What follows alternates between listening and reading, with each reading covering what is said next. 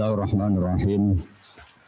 Alhamdulillahirabbil alamin wassalatu wassalamu ala asyrofil mursalin sayyidina Maulana Muhammadin wa ala alihi wa sahbihi asma'in amma ba'du.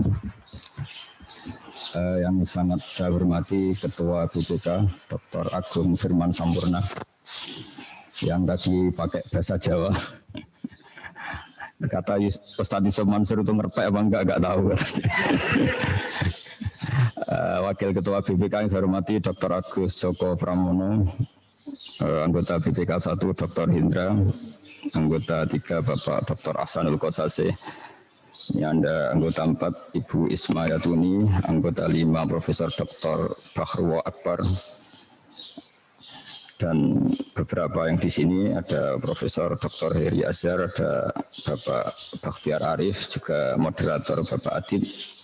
Semua yang saya hormati, dari penyampaian Ketua BPK ini meringankan saya, kata Pak Ustadz Yusuf Mansur sudah kayak khotib, kata. Sudah lebih kiai dari kita yang sudah jadi kiai. Jadi ini meringankan saya untuk tidak ngaji lagi di BPK. Karena saya memang sebetulnya agak pantangan ngaji-ngaji seperti ini. Karena diatur itu tadi. Tanggalnya diatur, jamnya diatur. Ya tapi ya nggak apa-apa lah, ini takdir. Begini ya, saya itu lama sekali karena saya menekuni dunia ilmu. Lama sekali saya itu mencari-cari format menanamkan ya roh-roh Islam dalam kehidupan berbangsa dan bernegara dalam konteks Indonesia. Di antara yang saya temukan adalah hadis Rasulullah SAW, dan ini sahih, saya cek di kitab Bukhari ada, di sahih Muslim ada, dengan varian-varian riwayat yang ada. Berikut ini kami tampilkan ya, atau kami contohkan satu teks yang ada di Bukhari. Suatu saat Nabi itu ngendikan agak unik, unsur akhoka zaliman au mazluman. Tolonglah saudara kamu, baik yang dolim itu yang berbuat aniaya atau berbuat kesalahan, au mazluman atau yang tergolimi. Tentu itu agak aneh karena Nabi meminta atau menyuruh kita menolong yang mendolimi kita. Tentu sahabat iskal itu janggal itu ya kayak bingung gitu. Hadza nansuruhu mazluman fa kaifa nansuruhu zaliman. Oke ya Rasulullah, kalau kita nolong yang terzalimi itu normal ya, wajar. Tapi bagaimana kita menolong yang mendolimi kita atau yang berbuat zalim? Jawabnya Nabi, tahjuzuhu an zulmi. Kalau di riwayat Bukhari ta'khudu fawqa yadih. Sebagian riwayat disebut takufu an zulmi. Terus Nabi ngendikan menolong orang zalim itu adalah bikin satu sistem atau melakukan perilaku tertentu yang menjadikan si zalim ini tidak jadi berbuat apa? Kezaliman. Sehingga misalnya negara Indonesia bikin BNN, Badan Narkotika Nasional, yang menangani anti narkotika. Itu adalah badan yang bisa disahkan secara Islam. Memang kita harus bikin satu aturan yang orang zalim itu kira-kira itu jera atau syukur-syukur tidak sampai melakukan kezaliman itu. Nah, kira-kira analoginya, kiasnya adalah seperti BPK. Orang supaya tidak menggunakan uang negara seenaknya, ini harus diawasi. Dan yang ngawasi ini harus ta'khudu fawqa yadih. Itu kata Imam Ibnu Hajar Al-Asqalani dalam Fathul Bari, nanti saya baca teksnya. Harus bil isti'la wal qahr. Orang yang mengontrol itu yang punya otoritas memaksa. Jadi jangan sampai misalnya kita bupati atau gubernur yang ngawasi itu satpamnya, malah yang dipecat nanti yang negur. Harus lembaga di atasnya, itu punya hak, punya otoritas untuk dengan tanda kutip memberi sanksi. Jadi ini penting supaya kita tahu bahwa Islam itu hadir di setiap kehidupan kita. Jadi jelas ya, jadi kata Rasulullah, orang yang zalim baik sedang berbuat, karena kalau dalam disiplin bahasa Arab isim fa'il itu zalim itu bisa sedang zalim atau akan zalim. Jadi kalau orang Arab bilang misalnya syarib itu berarti saya sudah minum.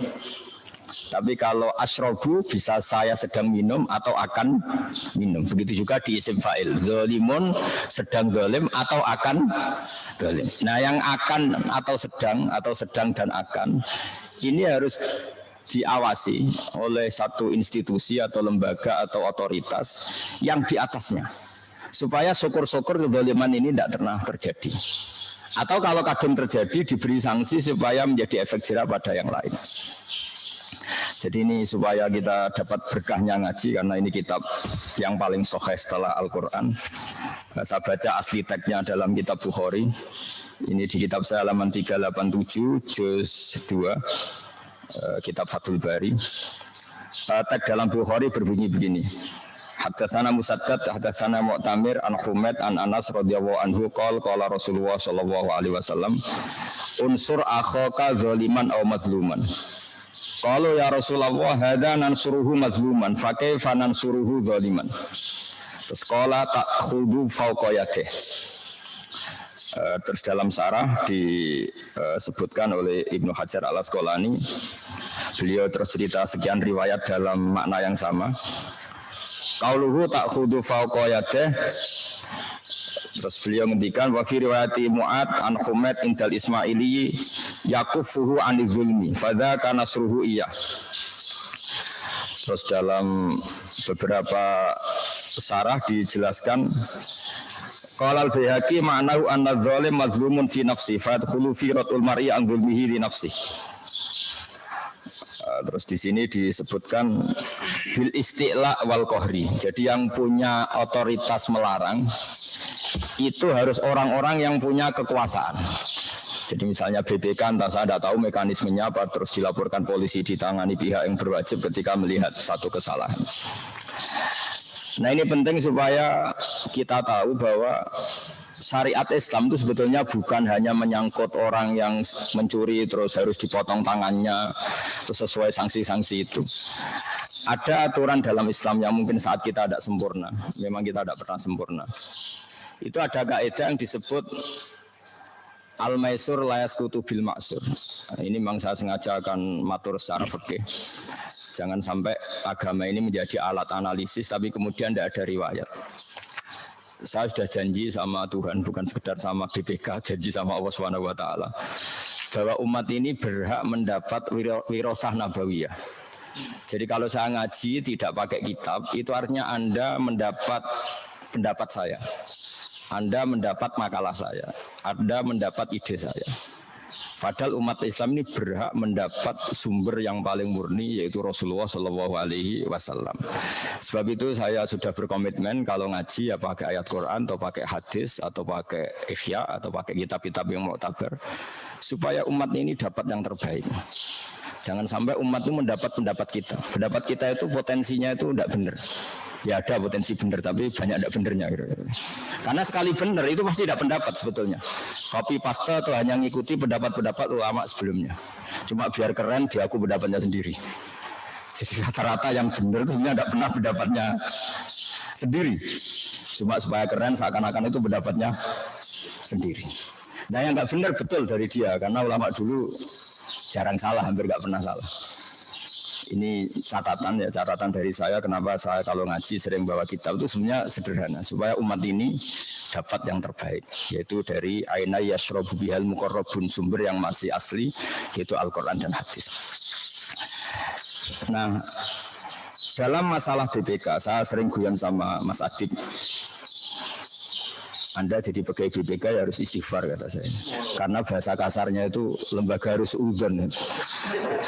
Karena kalau ada orang bupati kok hidupnya agak poya-poya ini pakai uangnya siapa itu. Jadi kalau di pondok itu kayak keamanan. Keamanan itu kalau ada santri keluar mau apa, kemana, untuk apa. Jadi agak-agak dilegalkan Bang Suudon. Tapi tidak tahu apa itu waspada apa suudon. Itu biasanya orang Indonesia pinter ngeles. Jadi kalau suudon dibahasakan apa? Waspada. Saya sering ada seorang satpam di UI Jogja datang ke saya, Gus saya ini satpam, saya sering ngaji jenengan. Yang ganjil ke saya ini harus suudon. Gitu. Padahal Islam melarang apa?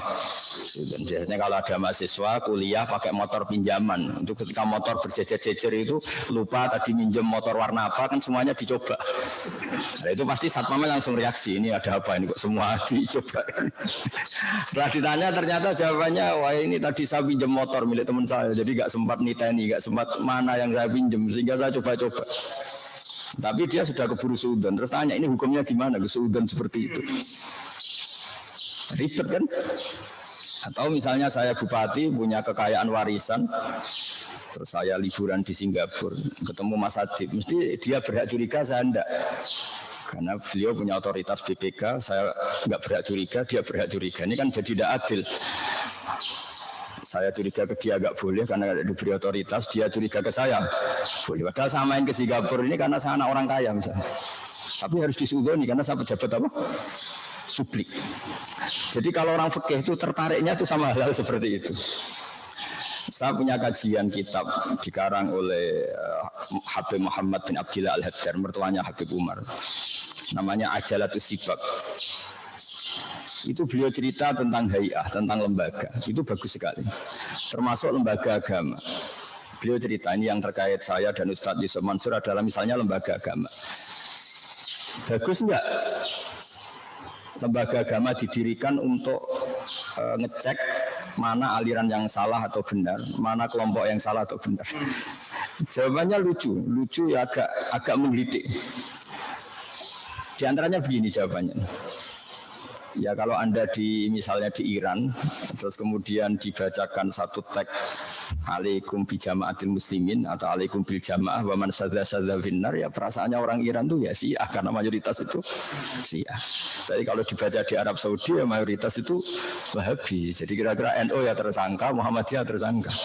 Tapi kalau dibaca di Indonesia selain NU Muhammadiyah atau selain ormas-ormas yang besar ya jadi tersangka karena mayoritas ya itu, yang lainnya minoritas.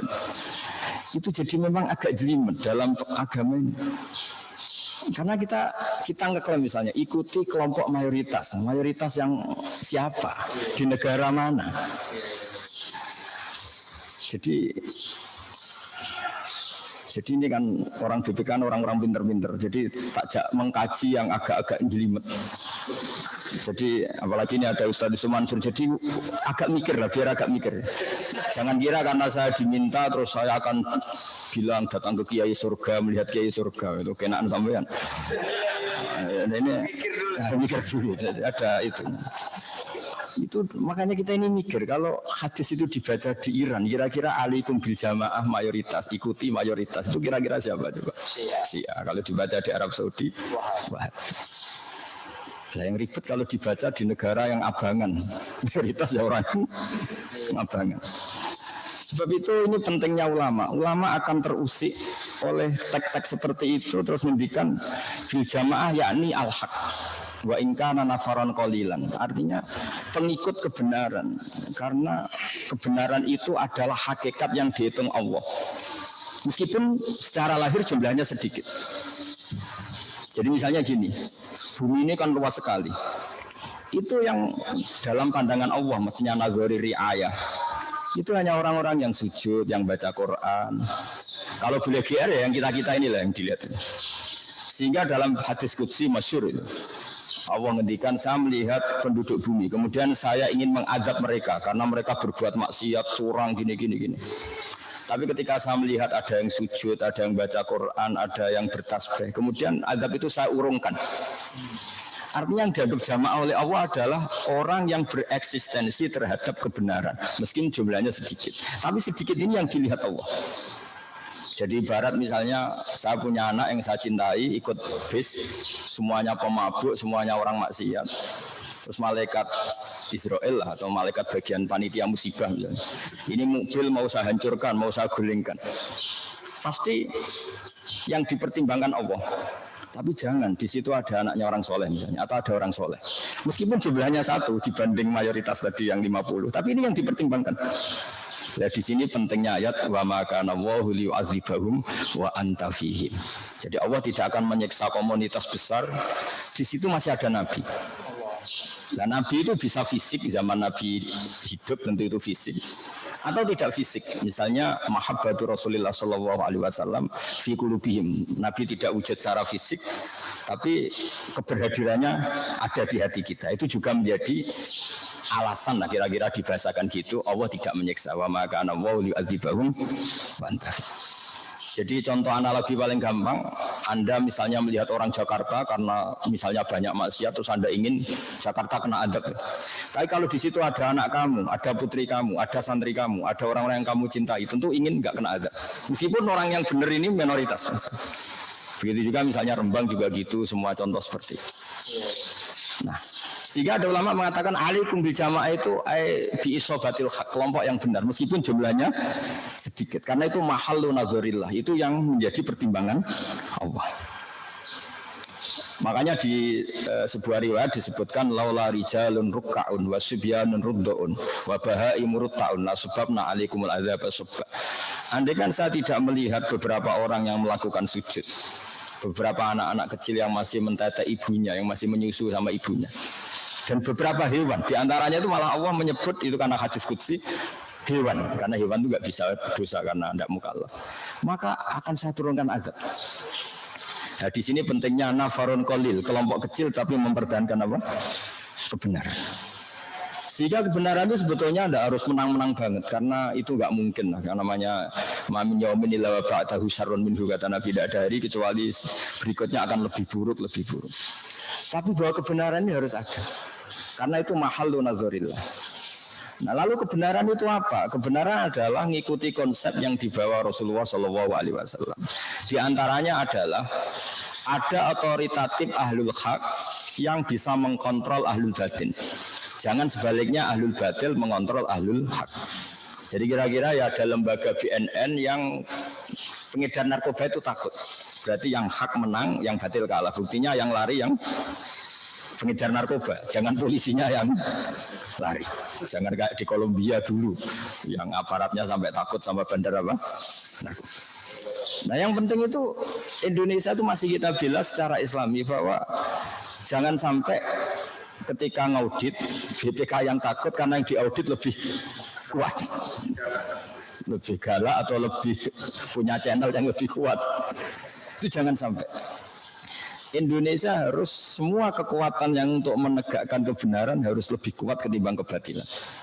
Nah, ini yang disebut wala yumakkinanna lahum dinahumul ladzi irtada lahum wa la yubaddilannahum min ba'di khaufihim amna. Jadi ciri utama kemenangan agama adalah otoritas kebenaran ini punya kekuatan tamkin, punya kekuatan mendikte pada yang batil, jangan dibalik. Jadi kira-kira ya kalau ada preman yang premannya lari dari Satpol PP, jangan dibalik, karena premannya menguasai area perapatan itu, Satpol PP-nya yang lari. Begitu juga dalam kebenaran-kebenaran yang lain.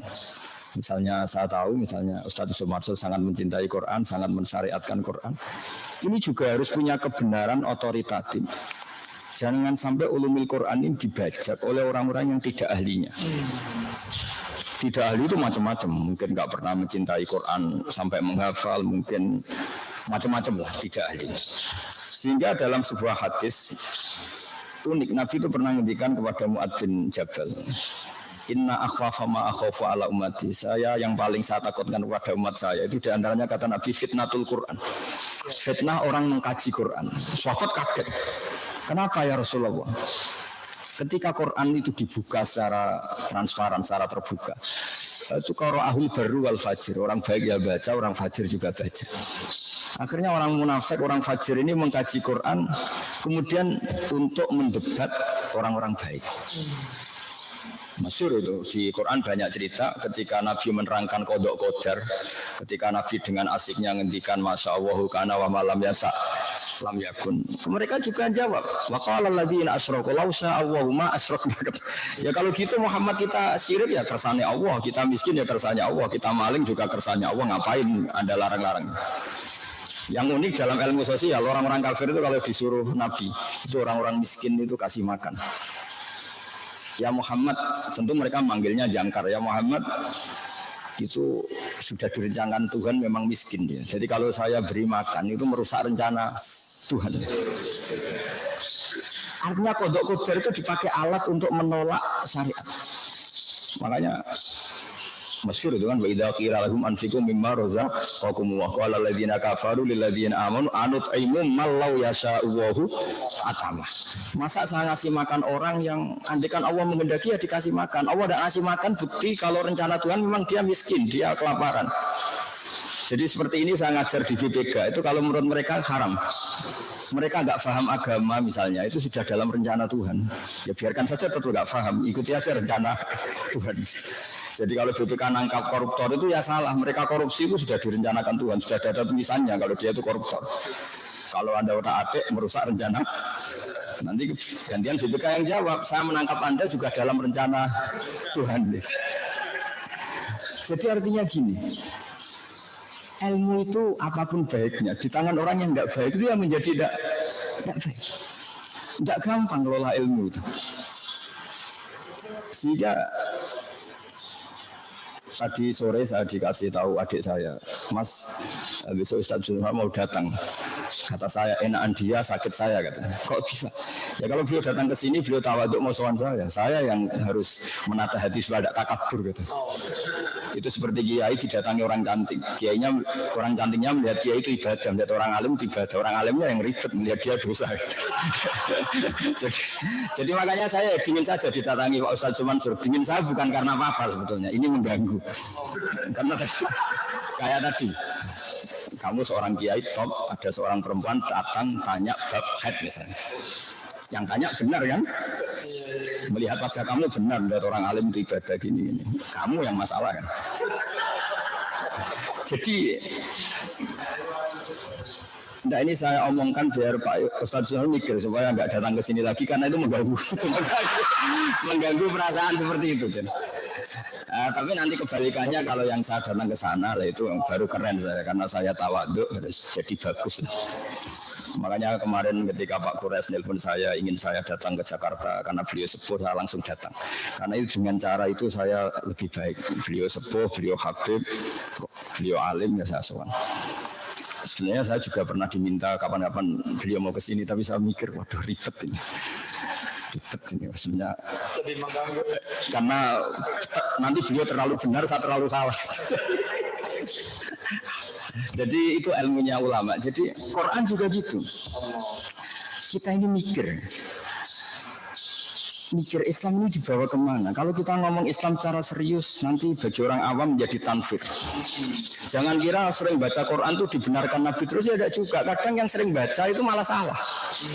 Karena konteksnya sosial. Misalnya gini, ini cerita dalam hadis. Ada petani yang tentu sibuk ngerawat piaraannya atau ngerawat tanamannya. Makmum ke Mu'ad. Mu'ad ini ahli Quran masyhur. Dia bacanya Quran enak terus panjang.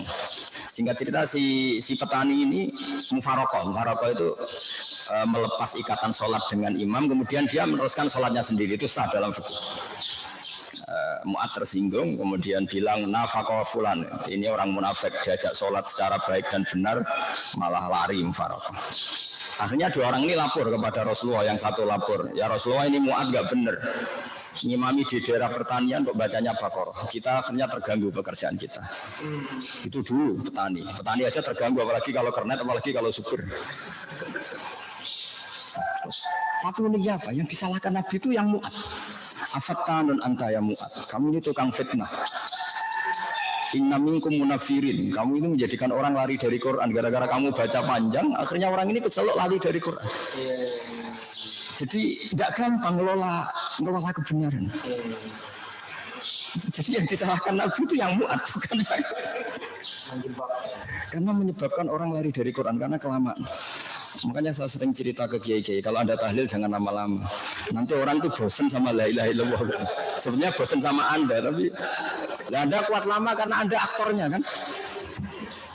Iya kan, kita misalnya yang ngomong kan kita aktor mesti betah, tapi yang dengerin orang Jawa gak lakon, ngapain lama-lama sadak lakon. Makanya saya kalau ngaji di mana-mana itu mesti cepat, tak jamin. Makanya tidak usah khawatir lama-lama, ini pasti saya cepat. Saya betah lama karena saya aktor, tapi kalau sampai karena kemungkinannya sampai itu dua. Kalau paham ya ingin gak lama-lama karena sudah paham. Kalau tidak paham namanya gak paham ya gak asik. Kadang setengah paham setengah enggak, ini yang ribet. Jadi saya mohon semohon-mohonnya ngelola Islam di Indonesia Kalau kita mutabakhir, kalau kita cukup punya bacaan, itu masih bisa cari padanan-padanan itu dalam referensi Islam.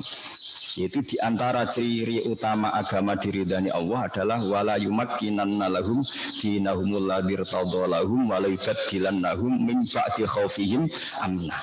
Dulu yang memperlihatkan Islam takut sama orang kafir karena orang kafir mayoritas. Dulu ketika banyak begundal, banyak preman, orang yang soleh takut sama preman. Jadi sekarang alhamdulillah barokahnya ada BNN yang pengedar narkoba yang takut, barokahnya ada BPK, KPK yang korupsi yang takut. Itu sudah menang kita. Karena ada khauful zalim min sholihin, orang yang zalim takut sama orang soleh. Jangan sampai kita ngalami yang soleh takut sama yang zalim. Sehingga dalam hadis itu disebut oleh Nabi ta'khudu fawqiyatih. Ada fauqiyatan kata Ibnu Hajar al-Asqalani, kebenaran harus punya fauqiyah, punya otoritas yang lebih tinggi ketimbang kezaliman. Nah, caranya gimana kalau dalam dunia sosial? Dalam dunia sosial itu kita bikin satu komunitas mayoritas dan sehingga itu menjadi kebenaran yang luar biasa. Saya tadi malam sama Gus Yofur, sama putra-putra Mbah Mun banyak di sarang tadi malam sampai malam. Itu di antara kajian kita adalah kesuksesan banyak tokoh kita, mulai Mbah Hasyim, Mbah Ahmad Dahlan sampai semuanya lah. Tokoh-tokoh kita mulai dulu Jamiah Khairiyah dan semuanya lah yang berjasa. Itu dulu ketika mendirikan NU itu saya pernah diceritani Gus Hasib putra Mbak Wahab pernah main ke sini. Aku mau kepengen pejabat itu sholat gitu. Singkat cerita, suatu saat beliau ke sini sama saya cerita-cerita ringan, terus saya cerita agama di Indonesia itu sudah menang. Kenapa? Sekarang nyalon bupati kok terkenal tidak sholat, itu pasti kalah. Apapun kaya Anda pasti kalah. Terkenal nyuwun sewu selingkuh pasti kalah. Artinya ada tolok ukur agama yang menjadi ukuran kamu dipilih atau tidak dipilih. Jadi tanpa kita memaklumatkan negara Islam, tapi nilai-nilai Islam ini sudah bahkan jadi ukuran sebagai tolok ukur apa? Politik. Kamu risih kan dengan pimpinan Anda misalnya nyuwun sewu orang yang nggak sholat, yang nakal, yang ini, itu pasti nggak nyaman. Artinya apa? Nilai-nilai agama di Indonesia itu sudah, alhamdulillah sudah menjadi nilai politik. Ada bupati di Rembang atau gubernur kok terkenal nggak sholat, itu pasti nggak kepilih. Terkenal apa zalim atau terkenal otoriter, terkenal menyepelekan orang kecil, pasti nggak dipilih. Artinya sudah ada ukuran yang tahu-tahu kebenaran agama ini sudah menjadi apa? Ukuran. Nah, itu sudah benar karena ketika Allah Ta'ala wa'mur bil urfi, urf itu sesuatu yang mudah dikenalin. Jadi kebenaran kita di Indonesia sudah soro urfian, menjadi sesuatu yang mudah dikenalin. Karena maknanya ma'ruf itu arafahul aqlu wa syar'u. Yang dikatakan mungkar adalah angkarahul aqlu wa syar'u. Sehingga kebenaran itu menjadi wa'tamiru bainakum bima'ruf. Usahakan kebenaran menjadi nilai bersama. Iktimar itu kalau ilmu shoroh mengatakan sorol khairu mu'tamaron bainakum. Sesuatu itu menjadi urusan bersama. Di Indonesia itu alhamdulillah. Orang yang apapun kayanya, kok terkenal gak sholat, itu gak akan kepilih. Orang gak nyaman. Sama Tuhan saja gak takut, apalagi sama KPK, apalagi sama BPK. Mesti perasaannya orang seperti itu. Nah, itu tidak gampang menciptakan suasana seperti itu. Nah, saya minta saya Pak Ustadz Yusuf Mansur semuanya yang mencintai Quran juga gitu. Kita terus mengkaji Quran seluas-luasnya. Sampai orang yang nggak ahli itu malu ngomong atau memang ngomongnya nggak didengar. Bukan karena kita ingin menang-menangan, enggak, semua sesuatu biar kembali ke ahlinya. Ya, saya ulang lagi, biar sesuatu itu kembali ke ahlinya. Jangan mentang-mentang artinya jamak itu mengumpulkan sholat terus jamaknya asar sama maghrib. Ya ada yang jamak asar itu sama maghrib. Karena yang dimaksud jamak itu mengumpulkan dua sholat. Terus qashar itu meringkas sholat dari 4 menjadi 2. Maunya diambil 50%. Akhirnya subuh diambil 50% ya 1.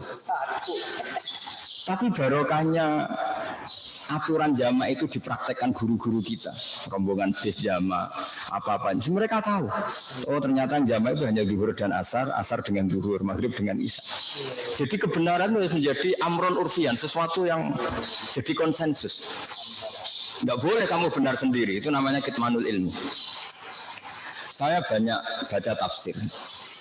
Itu kalau mengutarakan kebenaran yang masyhur di Indonesia, misalnya tafsir Jalalain, tafsir Munir, itu indah sekali. Misalnya ketika ada ayat, jika kamu bepergian dan kamu ingin mengqashar sholat, falaisa alaikum junahun an taqsuru minas sholat. Itu kalau umumnya tafsir an taqsuru minas sholat itu ya dari 4 menjadi 2. Ya kita tahu kalau zuhur diqashar dari 4 menjadi apa? 2. Tapi sebetulnya itu tafsir yang kurang luas. Kata banyak ulama mufassir yang lebih luas, qasrun itu artinya mencendak atau meminimalkan dari aturan yang banyak menjadi aturannya sedikit. Jadi dari 4 menjadi 2 itu juga qasrun. Dari 4 menjadi 2. Atau dari aturan itu 4 menjadi 2 itu juga qasrun. Misalnya aturan normalnya sholat itu orang nggak boleh kena najis.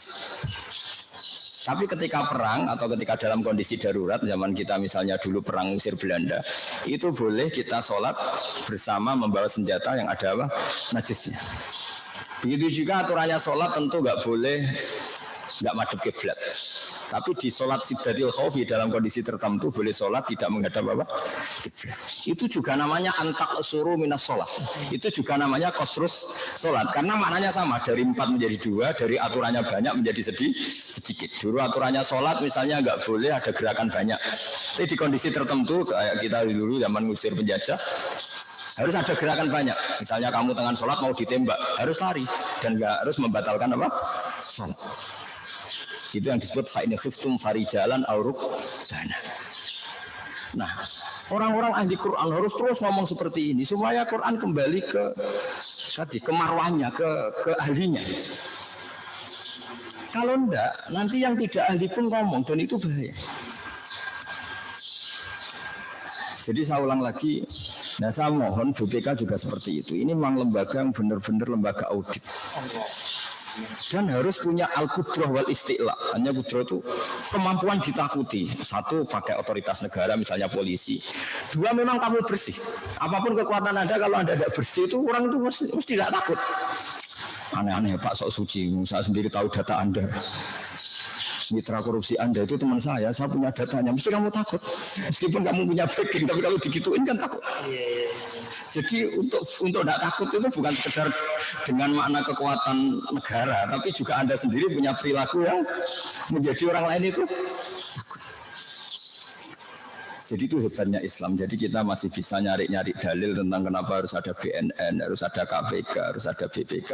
Memang inginnya Islam itu ada syaukatus soleh ala zalim. Orang soleh yang punya otoritas mengalahkan orang apa? Zalim. Jangan sampai orang zalim yang punya otoritas mengalahkan orang apa? Soleh.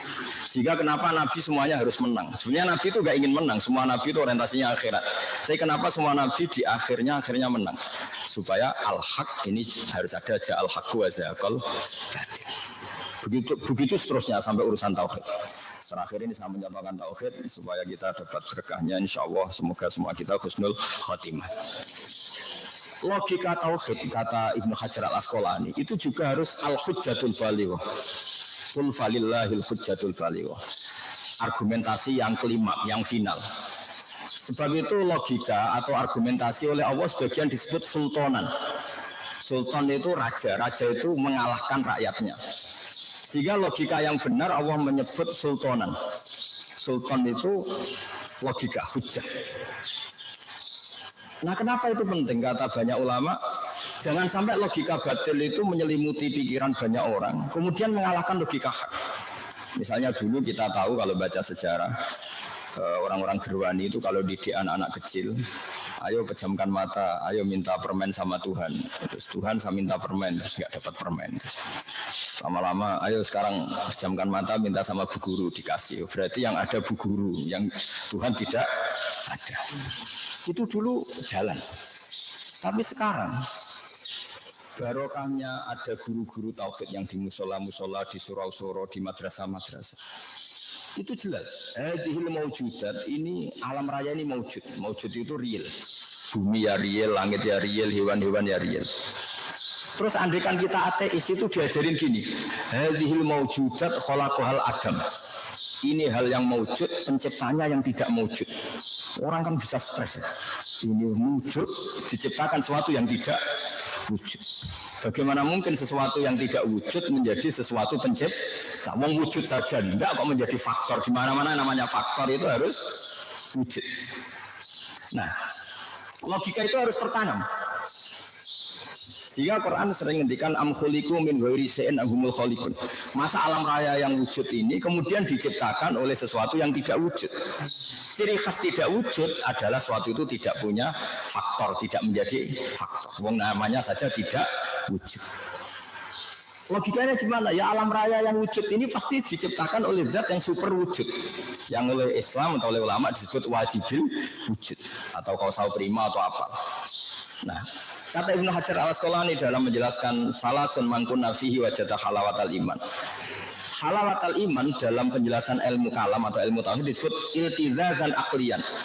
Agama ini datang dengan logika yang mudah. Kalau Anda orang yang pintar, orang yang cerdas, kemudian Anda dikasih tahu alam raya yang wujud ini diciptakan yang tidak ada. Diciptakan oleh sesuatu yang tidak ada. Pasti Anda nggak bisa tidur semalam. Bagaimana sesuatu yang tidak ada menciptakan yang ada? Yang tidak ada kok menciptakan yang itu sampai malam pasti nggak bisa tidur. Hidup mati lagi tetap nggak ada jawabannya. Tapi kalau kamu dikasih tahu alam raya yang wujud ini diciptakan oleh wujud yang lebih dahsyat, yaitu Allahu Akbar atau zat sing wajibil wujud. Ya wajar lah namanya wujud ini ya mesti kalah sama wujud akbar. Kan terus enak. Lah enak ini disebut iltizazan aqliyan. Orang menjadi nyaman dengan Islam. Maka agama ini liqaumi yaqilun, liqaumi yatafakkar. Itu macam-macam. Itu juga harus. Nah, sultanul akal, kekuatan akal seperti ini juga harus menjadi masif, menjadi konsensus, sehingga orang tidak lagi tergoda oleh was-wasatus syaitan dengan faham-faham ateis. Ini juga harus menjadi sesuatu yang masif, yang lazim, yang keniscayaan. Nah, tugas kita sebagai seorang guru atau seorang kiai atau seorang ustaz itu menanamkan seperti ini. Sehingga benar-benar yusabbitu walladzina amanu bil qauli tsabit fil hayatid dunya wa fil akhirah. Jadi cara berpikir ini benar-benar menjadi al-qaulus tsabit, sesuatu yang menghunjam di hati, tidak tergoyah. Ini pentingnya ulama-ulama yang akan menjaga itu. Nah, makanya saya dulu lama sekali derekan Mbah Mun, derekan bapak saya itu beliau cerita Islam itu tidak akan habis untuk mengawal Indonesia karena tadi misalnya dalilnya apa lembaga BPK, Qurannya apa ya ribet. Ya dalilnya gampang tadi, di antara ajaran Islam adalah memerintahkan yang baik, melarang yang mungkar. Cara melarang itu gimana? Supaya kemungkaran itu nggak terjadi. Caranya apa? Ya bikin lembaga yang bisa mengeksekusi atau memberi sanksi atau melarang itu. Ya tentu agama tetap ikut berperan, misalnya kiai mendidik masyarakat supaya tidak korupsi karena nanti ada akhirat gini-gini. Yang lembaga negara mungkin ancamannya penjara dan sebagainya dan sebagainya. Tapi apapun itu ketika Nabi cerita tentang unsur akho kadzaliman au mazluman, itu Nabi ditanya sahabat, "Fakaifa ansur hadza nansuruhu mazluman? Fakaifa ansuruhu zaliman?" Oke ya Rasulullah, kalau yang terzalimi saya tolong, bagaimana engkau memerintahkan kita menolong yang zalim?